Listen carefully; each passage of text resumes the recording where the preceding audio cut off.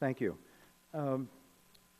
Let me begin by pursuing that line of questioning that we were just hearing. Let me address this, I suppose, to Mr. Bean and Mr. Roush each. In what sense, in what circumstances does best equal all? The ESA says we should be using the best scientific and commercial data available. Certainly, linguistically, best does not equal all. In an evaluation situation, in actual practice, does best equal all? If you are trying to make a decision based on scientific evidence, do you want a data dump, or do you want some discrimination in what is best and relevant? Let me ask Mr. Bean first, and then Mr. Roush. Thank you, sir. I think that the Fish and Wildlife Service, when it makes its listing decisions, goes through a rulemaking process in which anybody who cares to provide any data that they Could you speak into the microphone more, please? When the Fish and Wildlife Service proposes to list a species, it goes through a rulemaking process in which anybody who wants to comment and provide any data at all can do so.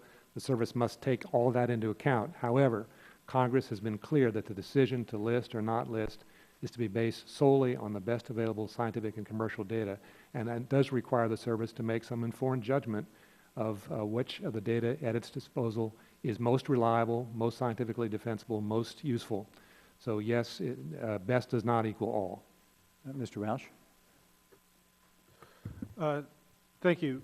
I do agree that best does not equal all. We do, as does Fish and Wildlife Service, accept all the data, and we actively seek out data, including data from states and others. Anybody who will give us data, we will accept it. We have a 1994 policy between us and Fish and Wildlife Service which talks about how we weight those data differently. Just because we accept it doesn't mean they're all of the same caliber. We will weight things more highly, for instance, if they're peer-reviewed, if they're public. They get much greater weight in our analysis. So we look at those factors, and that's spelled out in this 94 policy, in which we do grade the data, and we try to determine what is the best, and then rely on that. Thank you. Senator Seliger, you said that no one wants a species to be listed. I think those were your... Nobody wants a species to be extinct. Well, in your prepared testimony, I think you said listed. No? I'm sorry, I don't recall. I will take a look again. Species listing, of course, is the first step under the Endangered Species Act.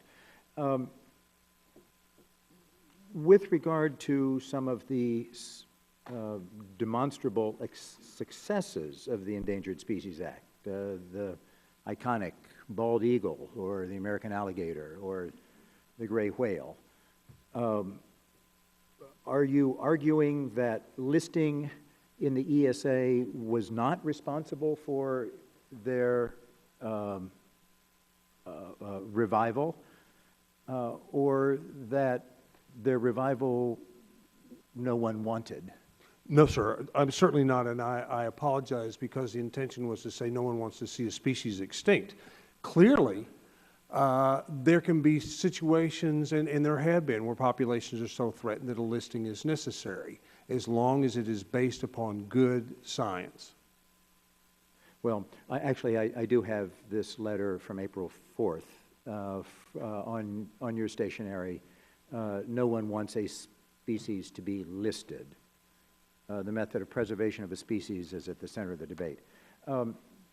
Well, I'm running out of time, so I will just finish with a statement, which is the ESA is an unusual law.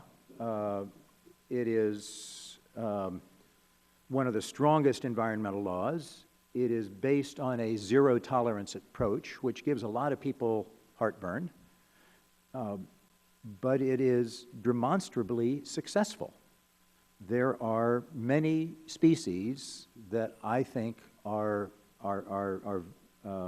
vibrant populations now that would not be but for the ESA.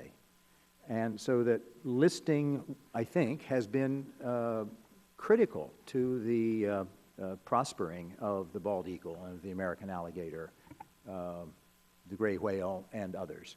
So I would ask you to think carefully about your words there and consider the successes we have had.